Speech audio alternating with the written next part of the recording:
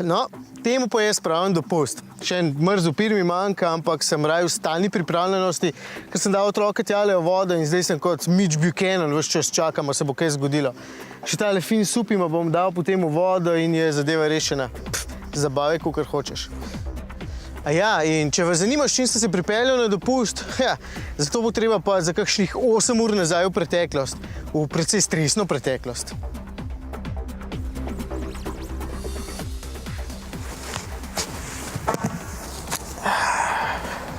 Ni še vse.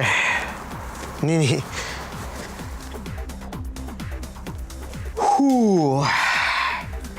Tile naši družinski izleti so pa ponavadi bolj podobni evakuaciji. Stvari, ki jih vozimo s seboj, je naravnost ogromno.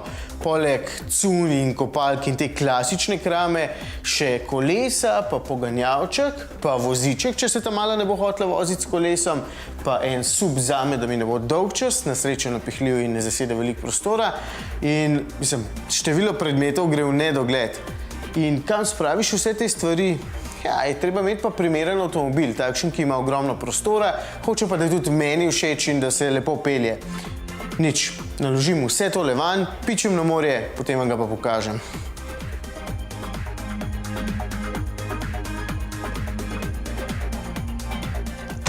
Evo, Toyota Pro Ace nas je pripeljala.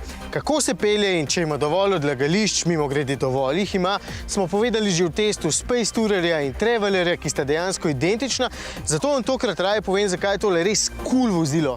Za mojo pot sem vrgel zadnjo klop ven in jo pustil doma. Je ni treba odvijačiti in zunaj je manj kot v minuti, sicer je malce bolj težka, ampak gre. Potem pa sem notri nametal vso kramo, s kolesi, vozički in supom vred. Hotel sem, da se tudi potniki med vožnjo počutijo odlično in so se. Otroci so uživali v razgledu, ker so stekla velika, tule zadaj pa imajo svojo klimo, tako da jim tudi vroče ni bilo.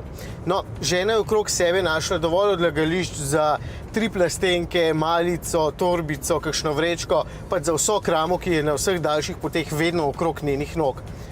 Dejansko sem tudi jaz užival, ker je Pro Ace zelo fajn zapeljati. Ni štorast in občutek na volanu je zelo dober, vedno pravim tudi, da je ta motor s 110 kW eden najboljših, če ne najboljši v segmentu.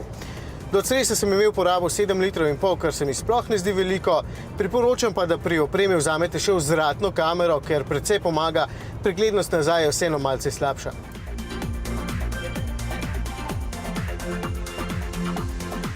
Sicer pa verjamem, da boste zelo zadovoljni, ker je kombi težko bolj priročen in bolj prijeten. Klasičen avtomobil, tudi enoprostornik, nikoli ne bo tako zelo uporaben, pa ne govorim samo enkrat ali pa 2-krat na leto, ko greste slučajno na dopust.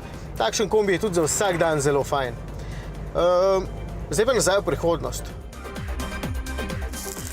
Evo, konc počitka grem mulerijo naučiti, kako se v eni sekundi zvrneš supa dol. Pa še nekaj sem se spomnil, če bi imel navaden avtomobil, bi ga moral vsakič znova spustiti, tako pa kar cel ga porinem noter v Toyota Pro Ace in je stvar rešena. Ja, že grem, no.